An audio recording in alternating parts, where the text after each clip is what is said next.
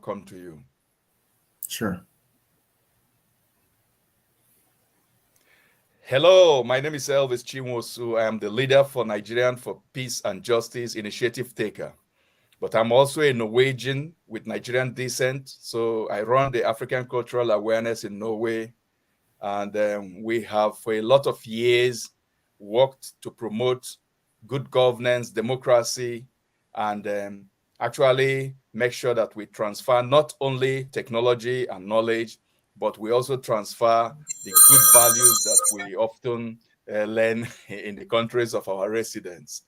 I have been involved in Twitter from the start of the Nigerian election, and I have actually been privileged to know a man called Stephen. He will introduce himself, so I'm privileged to have him today live on my podcast, African Cultural Awareness in Norway podcast. We look forward to this conversation, and we hope that we'll be able to know better of this man that has actually, for the past 1 month, been running a Twitter space that it has been non-stop, and this Twitter space have been actually an online town hall that is different, that gives people in diaspora and youth people and young Nigerians um, an opportunity, a digital opportunity to tell their stories. So welcome, Mr. Steven Thank from you. New York. Thank you You very guys much. in New York used to think that it's the greatest city, but I'm speaking to you here from Shanghai. It's actually the greatest city. So No, welcome, my friend, my thank friend you. Steven. Thank you very much. Thank you very much. Of course, New York City remains the Big Apple, the city that never sleeps, the greatest city in the world. I'm glad to be here. I want to thank you, Mr. Elvis Chimosu, for allowing me to interview with you today. And we've been together for more than a month, and it feels like we're back again on our virtual space. And I'm glad to be here to meet the audience, for them to know who I am, why I'm doing what I'm doing, and the backstory and the way forward. Look forward to our conversation. Thank you, Mr. Steven. Steven, you are the leader, undisputed leader now of the diaspora. When it comes to our ability to influence what is happening in Nigeria, the Nigerian election have come, but it has not gone, and the outcome cannot be said to be free and fair. And you have now been calling for a nationwide peaceful protest to restore the mandate of the people, because there is no doubt from most of us who have monitored the election that P2B Labour Party won the presidential election. And a lot of people are saying you're calling for revolution. Is it true, Mr. Stephen? Are you calling for a revolution? Well, no, revolution has already happened. I did call for a nationwide peaceful protest to make sure that the revolution that happened on the 25th is allowed to stand. What happened in Nigeria on February 25th, which was the presidential election, was a ballot-based revolution. For the first time, more than 10 million Nigerian people joined the electoral process, casted their votes in spite of extreme violence and voter suppression by the authorities and the electoral body. They braved harsh conditions. Many traveled back home from diaspora, flew home from the US, Europe, Asia, just to cast one ballot. And that was indeed a revolution that has already happened. So, what I'm calling for right now is for the people to peacefully exercise their constitutional right to protest and ask that that revolution that happened by the ballot box be allowed to stand. For me, revolution, the peaceful ballot-based revolution is a reality. We all saw that. Peter Obi won that election, and it's very important that we ensure that the world knows that the people will not accept anything less, that the vote must count. And so we're only asking for the people to peacefully express themselves like it is in every democracy in the world. And so the revolution has happened. I'm calling for our people across Nigeria and across the world, indeed across the world, to join and say, let the vote count. Let our vote count. Restore our mandate, INEC. Because what we saw in Nigeria is that the people voted. INEC violated their own rules to transmit the results and went to collation centers where the results were gathered against the Electoral Act and changed by most of the local governors.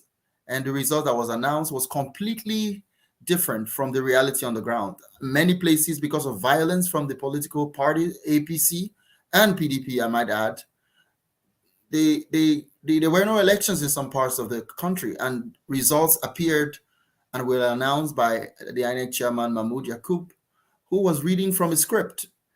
Everything he was doing at the ICC was completely different from the reality on the ground.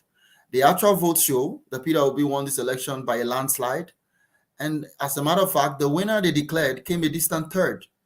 It is a reversal and a nail coffin on the national democracy of Nigeria. So I'm calling, and I have already called, the Nigerians should come out and express themselves. Do not fear tyranny. There's a background to why Nigerians before now held back from coming out to protest.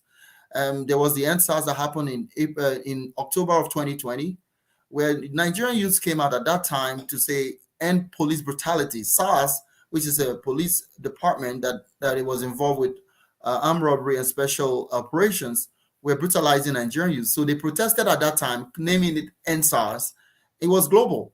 And it was brutally brought down by the military, which shot and killed people at Lekki toll gate. So that left a PTSD situation in the Nigerian youth and psyche. And the alternative from that protest was no need to protest, just join the political process. That was what the government said. So Nigerian youths, stop protesting, join the political process. Well, we did. Peter Obi came on board and decided to run for elections and campaign across the world and sold the idea of a new Nigeria. And we bought into that idea. Many millions of Nigerian youth bought in. I have a support group called Save Nigerian Group USA, set up structures across Nigeria and have people campaigning in villages, in towns and cities, radio jingles. We spent millions and millions of naira, engaged people nonstop. I also established a Twitter space, Peter Obi Town Square, where I engaged our people to sell the idea of a new Nigeria where the government will indeed care for the people, a Nigeria that works for everybody, including those in the diaspora. We were able to get people to register. As a matter of fact, 26 million people tried to register, started the process, but INEC refused to complete our registration and only managed to register about 10 million.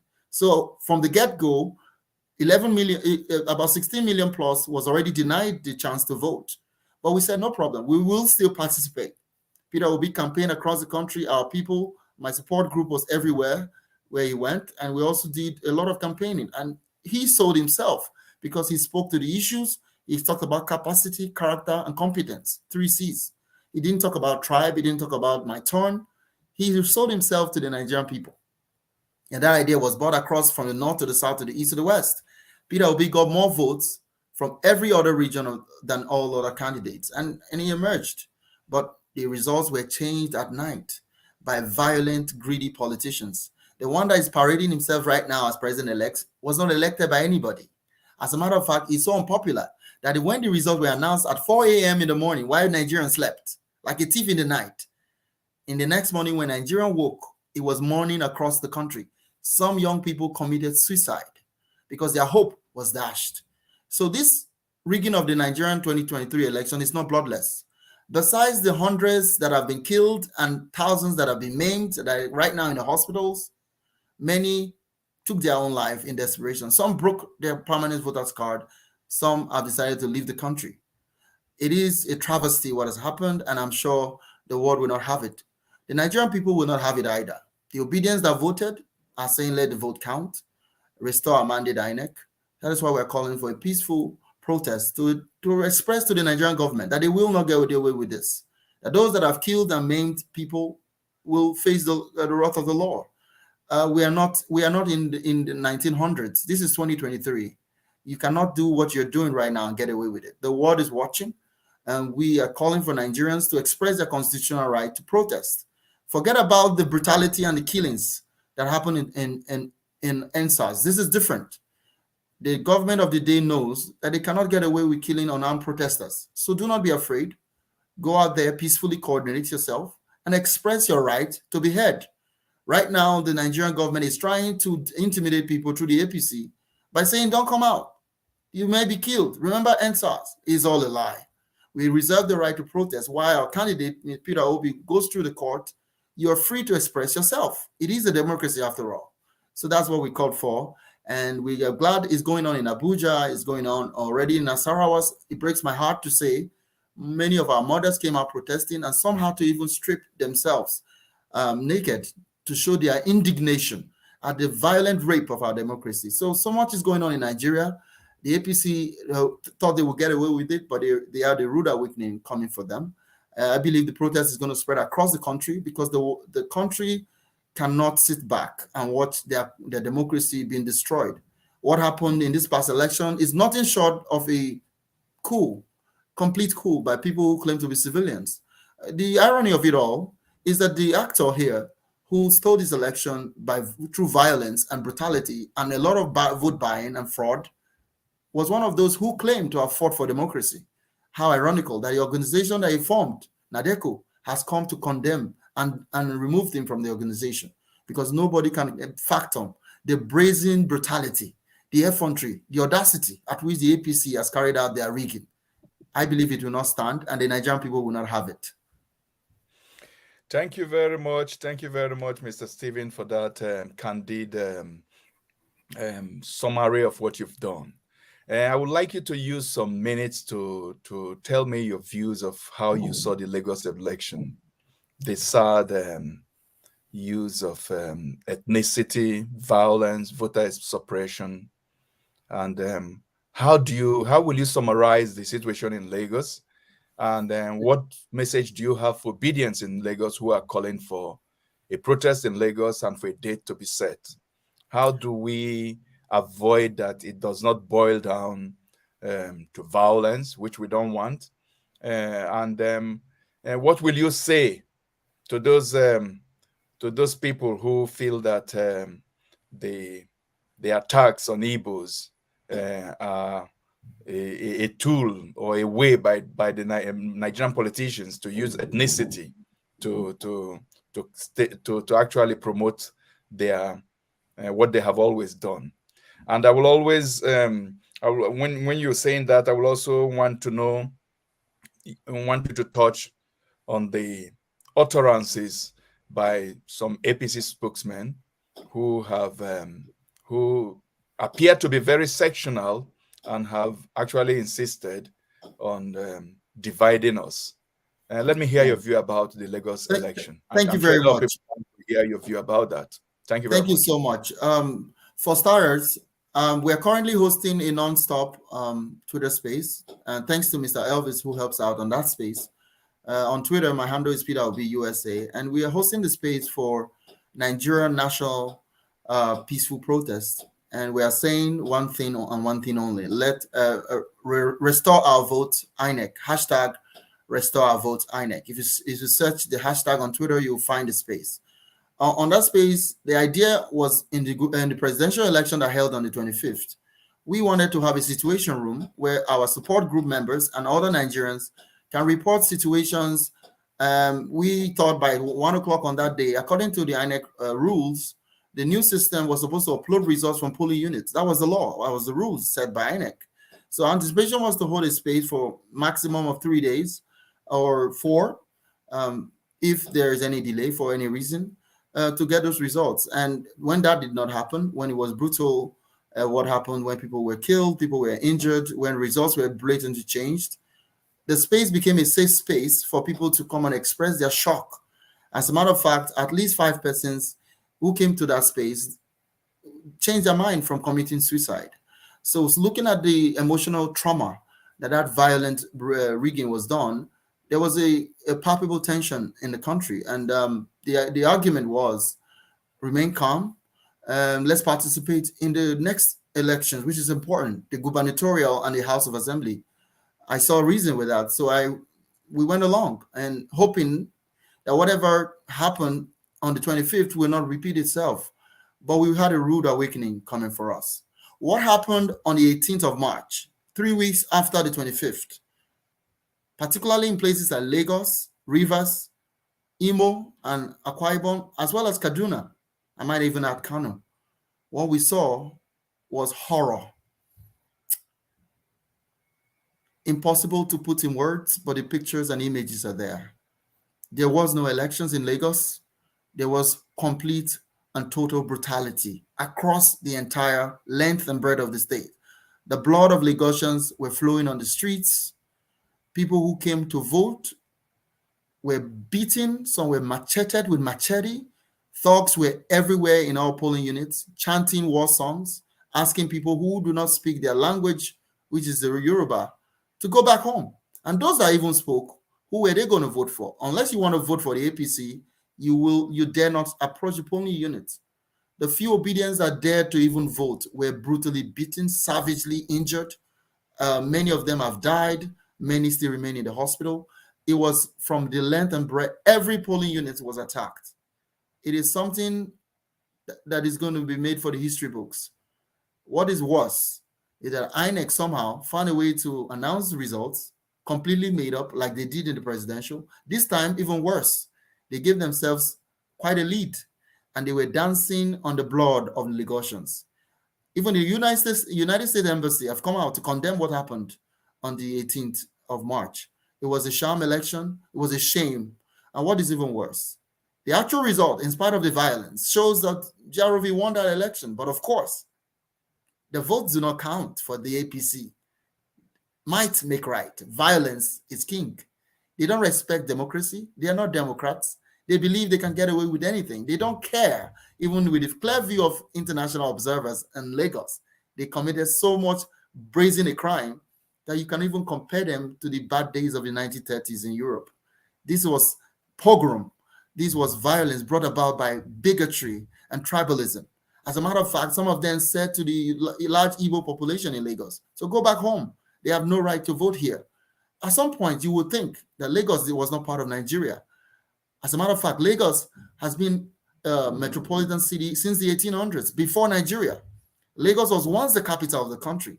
Everybody lived in Lagos, but of course, Lagos is largely Yoruba because it's a Yoruba territory. But that is besides the point. In a democracy, people are allowed to vote. It does not matter what tribe they belong. Nigeria is a democracy. For some reason, those who have authority, the APC, which I now call a terrorist organization, brought terror, horror on the elections. They brought extreme violence. Why? Because they saw there was no way they could win an election.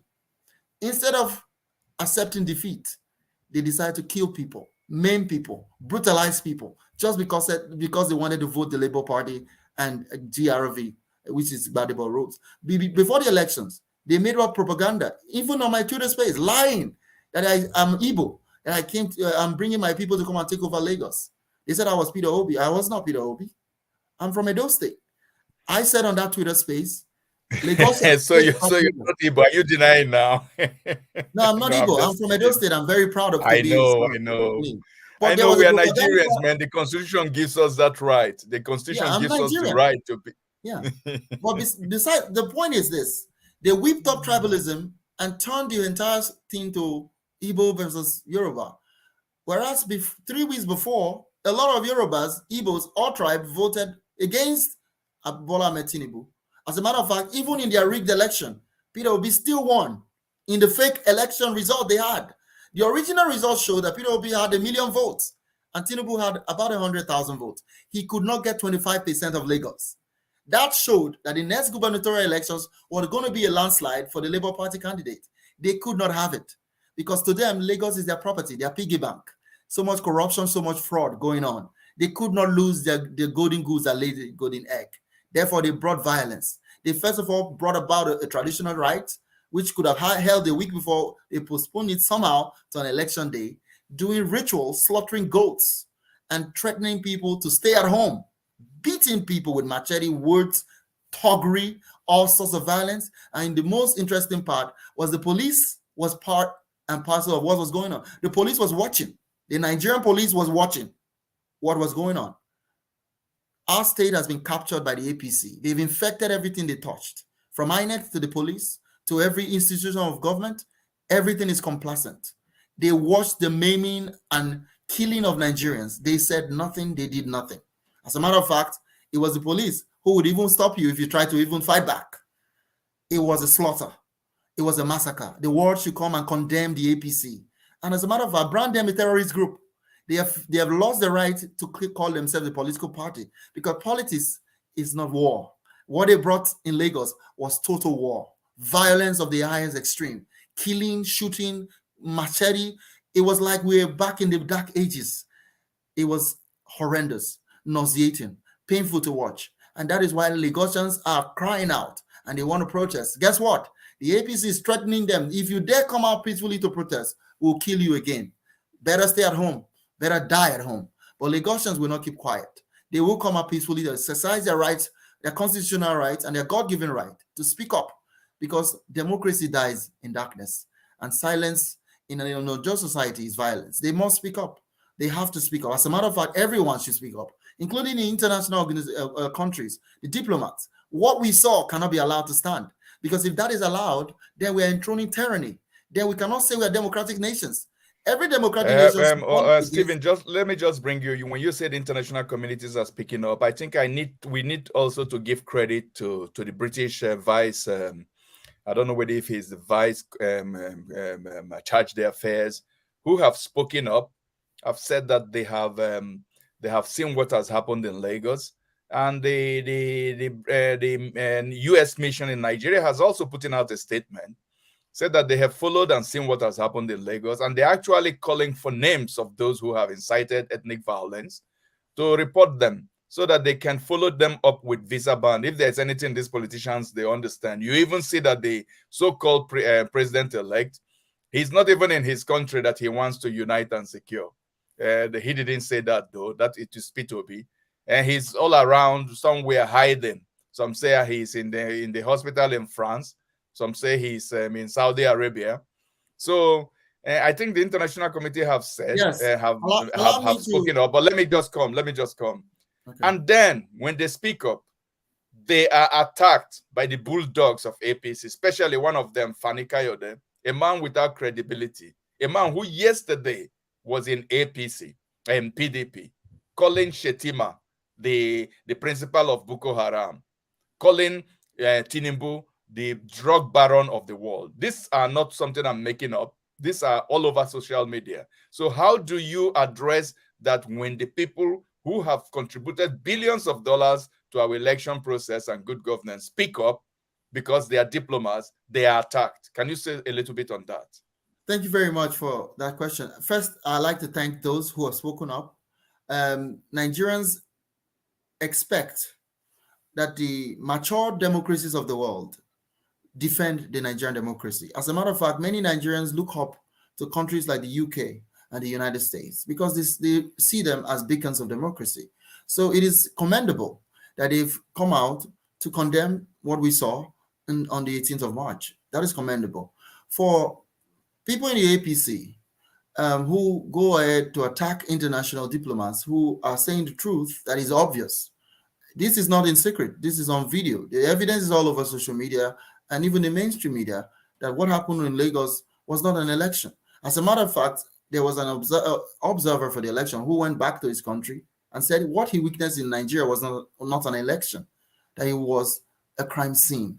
So for the Fani Kayode of a fellow to go ahead to attack and insult diplomats is unconscionable.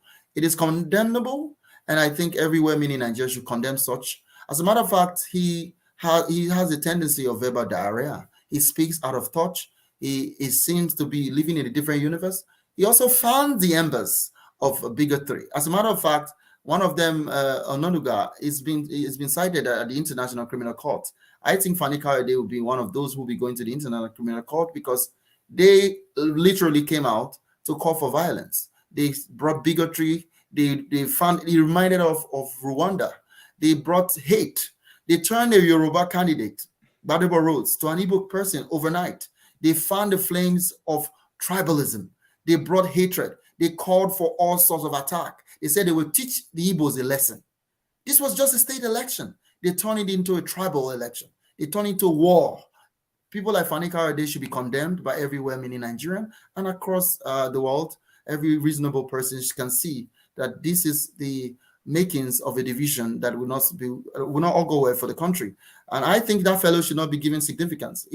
He's a lapdog that is paid by anybody and speaks anything he likes. Today he's speaking for Tinubu. Tomorrow he may speak for somebody else. He just pays who pay. He speaks for who pays him the most. It is condemnable that he attacks innocent diplomats who says the truth to protect the Nigerian people who have been gagged, who have been attacked, who have been killed, maimed, and brutalized in so many ways. And it's quite condemnable. Stephen, let me bring it in so that we do not, so that we make it clear to our viewers that this is not a Yoruba thing, that this is actually an attempt by APC state capture, a terrorist, a political party that has fully turning themselves into a terrorist organization, and that it is not peculiar only to Lagos. And they have also built, they are now building alliances with others in different parts of Nigeria, like Mwike.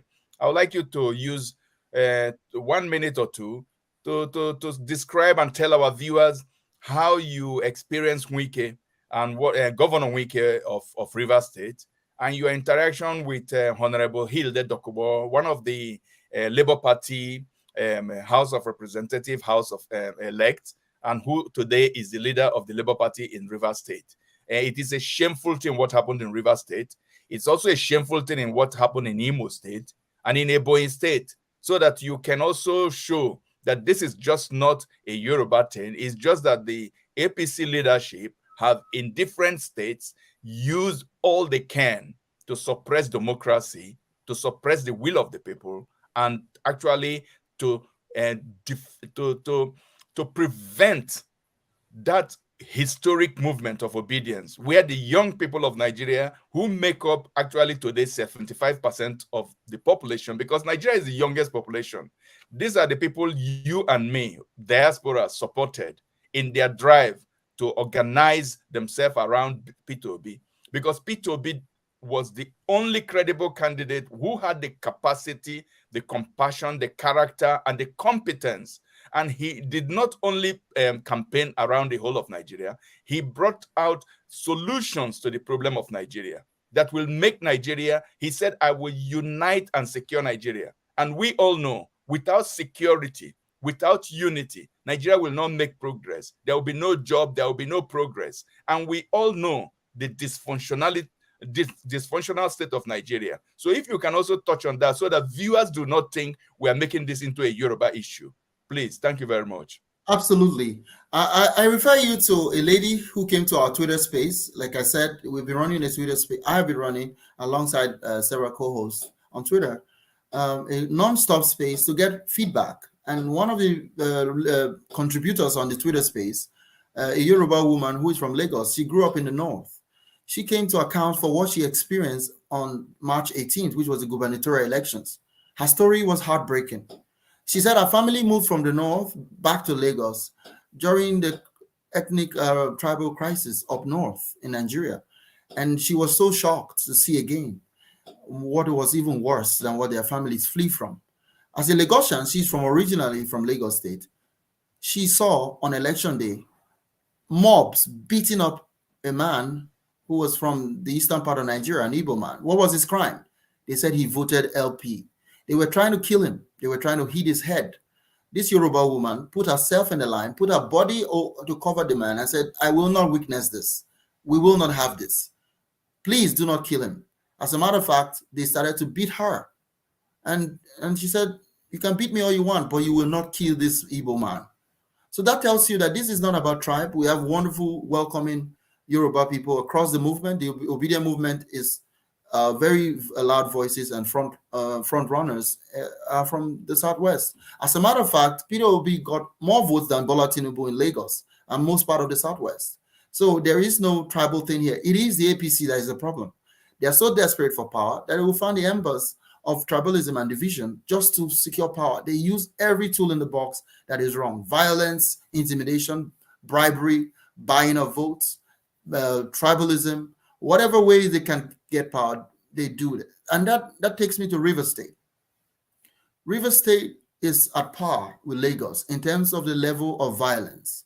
Governor Wike is one of the governors that breaks my heart because I did live in Port Harcourt before I moved to the United States. I remember those days he was a local government chairman of Obiakpo and all that. And there was a lot of hope that when he come into government, he will do a lot of good for the people. He has become a tyrant. He literally changed the votes during the presidential election. As a matter of fact, according to Wike, River State, which is largely obedient, somehow voted for a party which is not in power, which has no structure in the state for the presidential election. River State, if you go down the streets, everybody's obedient, talking about they want Peter Obi. But somehow on the election day, Wike allocated to Tinubu, the APC candidate, votes for Peter Obi. He betrayed the people of River State using brute force and violence. So many people were killed, so many people were maimed, so many people at gunpoint were commanded to change results at collation centers, different from what people voted at the voting centers. That is those who even made it to the voting centers. There was so much violence that it was repeated on the gubernatorial election. And now they announced the results that his candidate of the PDP won. They didn't win that election. That was not an election. It was violence of the extreme kind. And I think the international community will do well to investigate what happened in River State and bring to bear all the necessary sanctions that can come to such use of brute force and violence. I think what is going on in Nigeria is condemnable, and the international community should not stay on the sideline or do business with these people. They need to protect the Nigerian voter and encourage democracy in Africa, because what happened in River State is horrible. Same thing in Imo State. The Imo State governor somehow won all the House seats in Imo State that is largely obedient, a state that voted for the Labour Party, using brute force, using violence. The APC in Imo State, just like the APC in Lagos, used so much violence that they rigged the election, killed people, maimed so many, and they're dancing on the blood of citizens. What is even worse, a gubernatorial candidate for the next gubernatorial elections who contributed 27 vehicles to the PWB campaign, Mr. Humphrey, was murdered at home recently in Imo State. The state has seen untold violence since the APC using the Supreme Court to truncate democracy in Imo State. The state has known no peace. Nobody is at peace. Everybody is running helter-skelter in Imo State because of the APC. So it's larger than just a tribe. It is a cult. It is a terrorist group. They mean to take Nigeria, and they permeated the entire part of our government. They permeated the military, they permeated the police, the civil service, the media. Oh my goodness, we have no more media left. Only maybe Arise TV is left. Their propaganda machine is sophisticated. They are online, they're everywhere on the cable news. What you hear on the news are lies and propaganda these days. As a matter of fact, the APC now uses the NBC as a weapon to gag the press. So you must not report what they don't like. It is a travesty what is going on. This election in Nigeria that just happened has caused so much PTSD, post-traumatic stress disorder, on millions and millions of Nigerian youths. And it's important that the Nigerian people come out in peace, in a peaceful way, to protest what has happened.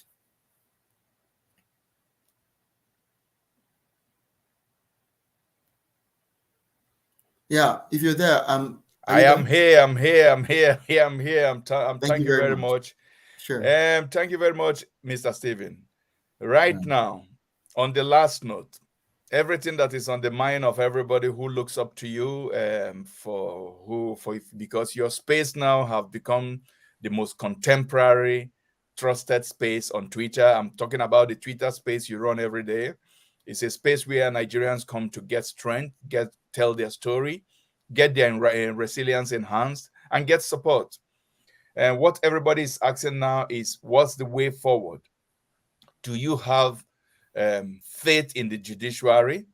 Do you think, on a sincere note, that our mandate will be given to us at the courts? And if it's not, what will you advise the obedience to do? And what is your advice also to the Labour Party? Because the obedient movement, we are not a part of the Labour Party. We are not a part of the P2B leadership team. Even if we are encouraged by the statement of the Vice President Ahmed Dati, and that this is a constitutional problem, even if we know that no matter how it goes, even if they go ahead and still take the mandate from us, that Tinubu will have a very serious problem of legitimacy. And without legitimacy, without support, without unity, I don't see how anybody can take Nigeria out of the deep problem we have. We do not only have unity and security problem, we have also very deep economic problem. Inflation is running at about 47%. Our resources are drying up. Today, there is no availability of cash. Nigeria are suddenly finding themselves where they need to use money to buy their own cash to succeed. There is no electricity. There is no working primary health care, education. 22 million of the children are still out of school. So what will you advise is the way forward? If you can round up with that, I'll be very, very happy. Thank you very much. Thank you for having this interview and discussion. The way forward, that's a loaded question. Do I have faith in the Nigerian judiciary? We once had faith in INEC. After they passed the 2022 Electoral Act, many of us in diaspora and in Nigeria said, well, with this act, there's hope. If they can report results from polling units, then there is no way to rig it. So we got involved. We trusted a system based on the promise of Mahmoud Yakub, who has now shown to be the opposite of anything that is true. He lied to us. They raped us. They violated everything that was right and right. We trusted a system from a corrupt organization, and we were violated. So no, I do not trust anything that is associated with the Nigerian government, including the judiciary. The judiciary have a record for giving judgments that baffles the mind. For example, the person that came number 4th in the Imo State gubernatorial elections was pronounced governor. Not the second, not the third, the 4th. The current Senate president did not contest primaries in the last election. The same court gave him the ticket, even though he did not participate in the primaries. So I do not have faith in that court. But I am not the candidate. Mr. Peter Obi has said he's going to follow the law and follow the courts. He is currently in court. And I must also add that INEC have disobeyed court orders to provide materials to the Peter Obi legal team. They've also hampered the case. But yet, he has made a very strong case, making 5 prayers in a very strong petition, even invoking the drug connections and his drug history of Bola Tinubu, who was indicted in Chicago for peddling heroin. So, yeah, I do not have faith in the judiciary, but what we're doing on the streets through peaceful protests will put pressure on that judiciary so that they will know that the people will not accept anything less than total justice.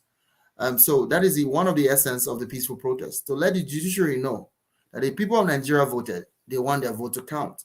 And I'm certain that is that pressure, with the strong case they have, will get justice. I'm holding my breath like everybody else. And also, I should add that there was a case recently where the CJN, the Chief Justice or the acting Chief Justice of the Federation, was caught sneaking into London, supposedly or allegedly, to meet with Tinubu in London. And when he was caught and put on social media, he sneaked back into Abuja, and they showed a picture on Channels TV that no, he didn't travel. He's in the mosque praying, only for the manifest to be exposed online. And they came back, and the Supreme Court said, no, actually, he went to London for medical treatment. How ironic. If you go to London, leaving the entire country, no good hospital to help you, you go to London for treatment. I would think it would take a while. How come he's well? He's already back. What was the illness? So there's so many things at play, which even creates more doubt in the judiciary. So the Nigerian people, is incumbent on them to express the constitutional right to come out and say, we the people did not elect Tinubu. We voted for Peter Obi. Let our vote count. So I'm calling on the Nigerian people, do not wait. It is your right. Come out peacefully and protest. It is your right to say, we did not elect Tinubu. We are not going to sit down and watch him form a government, which he never won. Peter Obi won this election, and he said he will prove it in court. Let the justices know that the world is watching, the entire Nigerians are watching, that we will accept nothing less than justice. So the way forward is for the Nigerian people to peacefully come out and exercise their democratic right to protest this violation of our democracy, at least for those that have been killed, at least for those that have been injured, at least for the millions and millions of votes that were stolen and the forced results all across the country, from the presidential to the gubernatorial to the senatorial. It was all fraud. And they are dancing and celebrating like they won an election. No, you stole an election and you need to give it back. Thank you. Thank you very much, Mr. Stephen. This is my dear brother. I will not call you my dear elder brother. Stephen, who has been for weeks now running the unstoppable Twitter space. We are very grateful to people like you, to diasporas like you. Actually, I think I should close with a word from one of the fathers of the nation, Olusegun Obasanjo. God bless him for standing up for the truth. He says that the challenge is for the Nigerian youth, because that those who are preaching division, segregation, separation, and want to use diversity for their own selfish interests are enemies of the nation. No matter what else or how they disguise themselves, they do not mean you good. And he has a message for the Nigerian youth, which we are saying. He said, Nigerian youth, get up, get together, get going, and get us to where we should be. And to you, the Nigerian youth, he said, it is your turn, Eniloken. So on that note, I will also just want you, Stephen, to use 2 minutes to give a message to P2B, because the 15 million strong diasporans who for the past 9 months have done everything to support him, to use our money, our time, to be there supporting him, is better. I think no better person is in the position to give him a message from you. If we can conclude with that message, I'll be very happy. Thank you, Stephen. Absolutely. Thank you. Your Excellency, Mr. Peter Obi, I want to thank you for braving the obstacles, for putting yourself out there to give renewed hope, the real renewed hope to the Nigerian people. You're traversing the diaspora to sell yourself to us, particularly when you visited New York. I was there at the Hilton Hotel when you visited. Was genius. You indeed gave us diasporans hope for our home country. And you made us know that we are the ones running for office through you. I'd like to thank you for braving that and doing your best to campaign across the country, selling the idea that a new Nigeria is possible. Your Excellency, I know these are tough times, but I want you to keep your head high and know that the over 15 million Nigerian diaspora are with you. We're with you right now and we'll continue to be with you because we knew we see a new Nigeria that is possible. We want you to know that we are aware that the elections was won by you. Our family members are on ground, voted, and we witnessed how the elections were stolen. We believe that with your very competent legal team and with us in the diaspora and those in Nigeria backing you up, your mandate and our mandate will be restored by the courts in Nigeria, and you will be sworn in as the next president of our dear country, Nigeria. I look forward to working with you, and I want to thank you, and I congratulate you in advance of the assured victory that you have already won. Thank you, Mr. Peter Obi. On that note, we close this podcast and we keep the flag flying. Please join the national peaceful peace protest around the nation. And if you're a diaspora, you want to make contributions both to our crisis fund and to the protest, you can always follow us on the Twitter space. It's very visible. It's always, it's called the Nigeria Nationwide Peaceful Protest. And the hashtag is Restore Our Mandate. It's no surrender, no retreat. P2B and many others challenged us to take back Nigeria. We know it will not be easy, and we all believe that a new Nigeria is possible. Actually, it's happening. It's happening. So we are winning. The hope is there. The courage is there. And thanks to people like Stephen, we are going to march on. Thank you very much, Stephen. I think we end our broadcast here now. Thank you very much, everybody. Please share this interview. You will find it on YouTube. You find it on Twitter. and you find it on Facebook. It's called Father Ede Charity Peace Model. But I will be also, you follow me, Oslo Councilman, then you see the link, or you follow Oga Steven. He's my Oga now. Bye bye from Shanghai here, and stay strong. Thank you. Goodbye.